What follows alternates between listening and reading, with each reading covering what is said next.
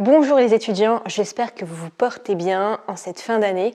Aujourd'hui, je voulais vous montrer, vous expliquer une vidéo importante qui à la base vient d'une conférence d'une personne qui s'appelle Marty Lobdell et qui a fait une conférence d'1 heure et je vais vous la résumer aujourd'hui sur les meilleures techniques pour apprendre moins mais apprendre mieux. C'est ce qu'on va voir. N'oubliez pas de vous abonner. À tout de suite.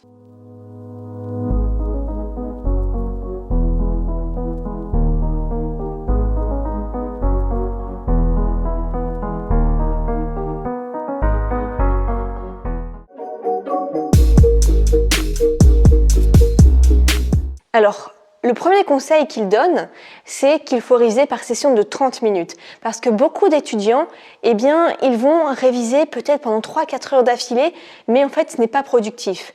Au bout de 30 minutes, vous commencez déjà à vous fatiguer. C'est pour ça que, par exemple, les cours en Allemagne ne durent que 45 minutes. Parce qu'ils ont compris qu'au-delà de 30 minutes, ça commençait à être un peu long.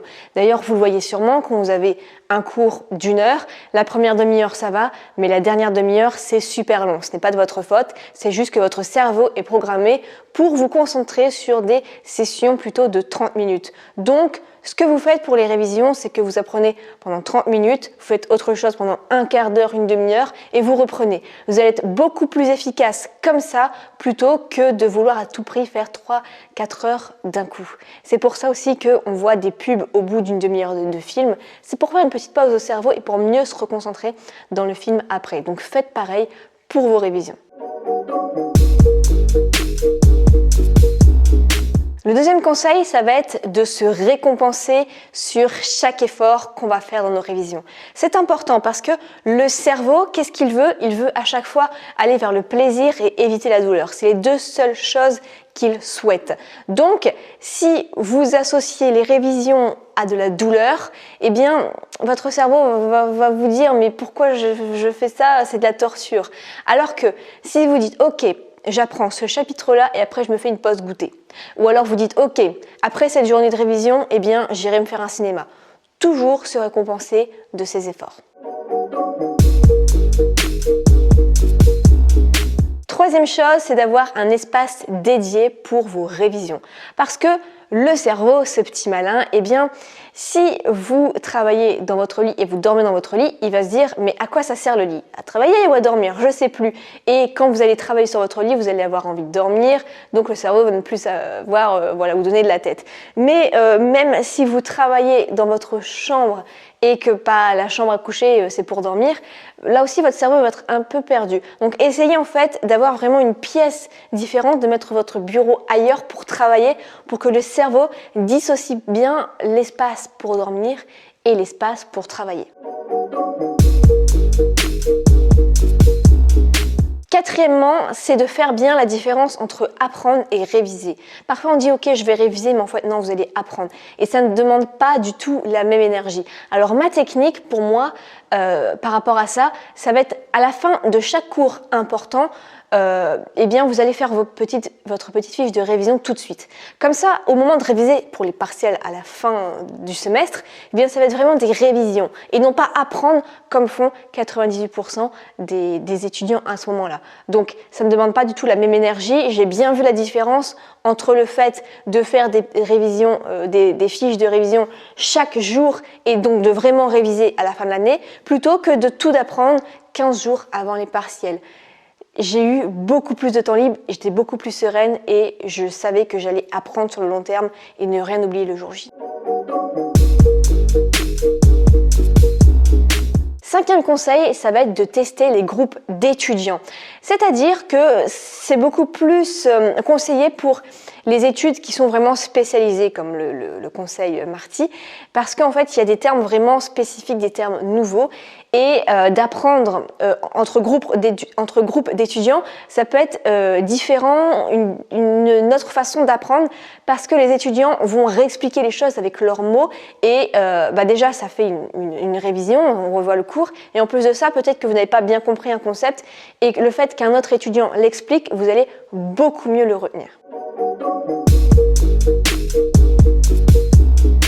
Sixième chose, il dit de faire attention de ne pas tout surligner quand on révise en fait. Quand on prend par exemple un polycopier, eh bien, surtout l'étudiant en droit a tendance à tout surligner, comme si c'était je sais pas, il fallait faire une peinture avec son fluo, il a tendance à tout surligner. Mais en fait, c'est contre-productif, parce que quand on surligne tout, on ne met plus rien de spécial en valeur.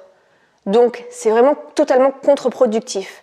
En fait, surligner, c'est juste surligner les mots-clés importants, ou vraiment peut-être les phrases importantes du cours à savoir par cœur, une définition.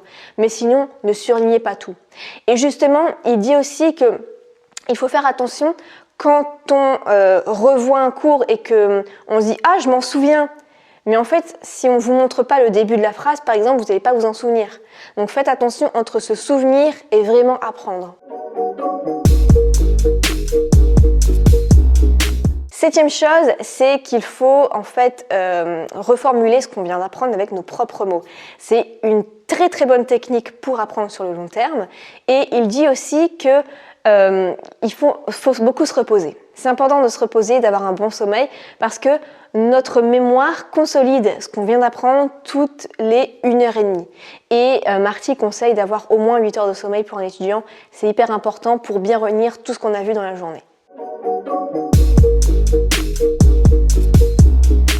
Et d'ailleurs, il dit que le sommeil est quelque chose de très important et qu'on ne répète pas assez qu'il faut beaucoup dormir, surtout pour les étudiants, parce que ça permet de consolider ce qu'on vient d'apprendre.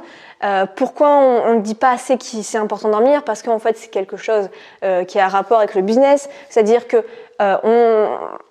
dormir beaucoup, c'est quelque chose de naturel, il suffit de le faire et il n'y a aucun moyen de financer tout ça. Donc, mais c'est très très très important pour les étudiants de dormir beaucoup pour consolider toutes vos connaissances. Neuvième chose, ça va être de prendre des notes, de compléter le cours ou demander directement au prof si vous n'avez pas compris.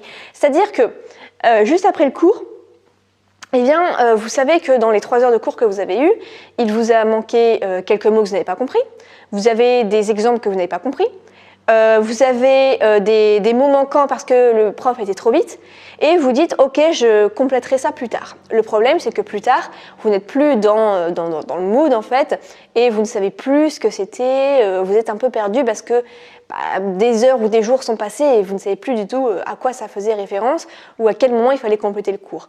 Et si un exemple n'a pas été compris, c'est foutu, après vous n'allez plus rien du tout comprendre. Donc ce qu'il faut faire, c'est que une fois le cours terminé, prenez juste 5 minutes pour compléter votre cours, demandez à la personne qui est à côté de vous, ok, est-ce que tu peux me dire la définition exacte juste après le chapitre 2 par exemple? Voilà, ça va lui prendre juste 2 minutes si elle n'a pas de train à prendre.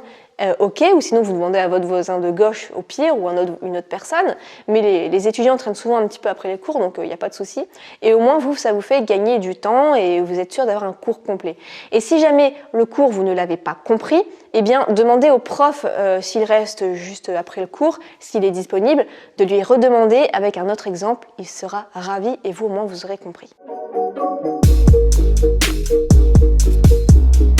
Le 10e conseil, ça va être d'enseigner à quelqu'un d'autre. Pourquoi? Parce qu'en fait, vous allez utiliser vos propres mots. Et si on arrive à expliquer à quelqu'un d'autre ce qu'on vient d'apprendre, eh bien, vous êtes sûr d'avoir bien retenu cette chose. Si, par exemple, vous êtes à table avec vos parents, vous expliquez un truc que vous venez d'apprendre et votre mère vous dit « Ok, mais j'ai pas très bien compris ce que tu viens d'expliquer là par rapport à ce concept » et que là, vous dites « En fait, moi non plus », justement, ça peut faire un effet miroir en fait et de voir que vous n'avez pas compris et que vous avez besoin de revoir cette chose-là. Donc, lui, il conseille soit de parler à vos parents, vos colocataires, de réexpliquer les choses ou tout simplement pour ne pas embêter forcément les gens, bien de parler à une chaise vide et de faire semblant qu'il y a quelqu'un en face et que vous réexpliquez le cours. C'est très efficace aussi.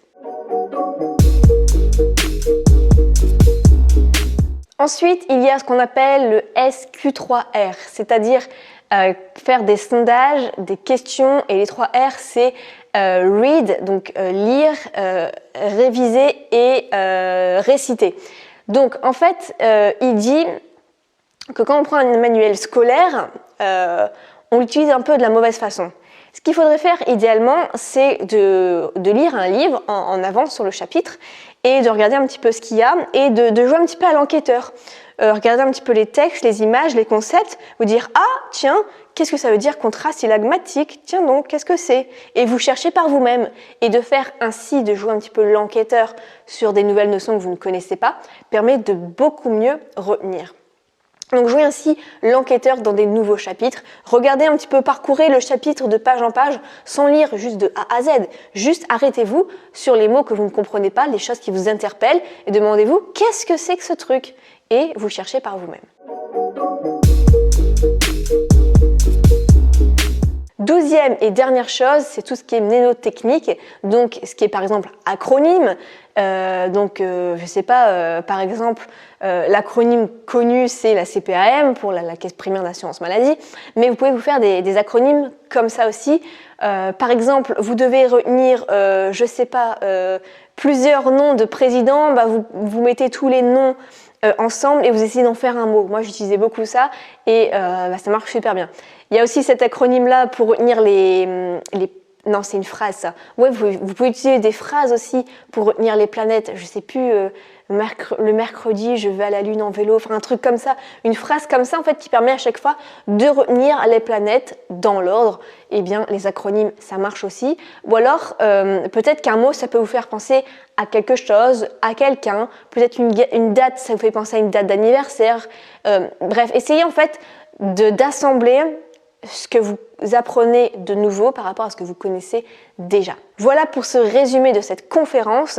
Si vous avez aimé cette vidéo, n'hésitez pas un petit like juste en dessous. Si vous avez d'autres conseils, n'hésitez pas juste en dessous et on se retrouve dans une prochaine vidéo. Ciao!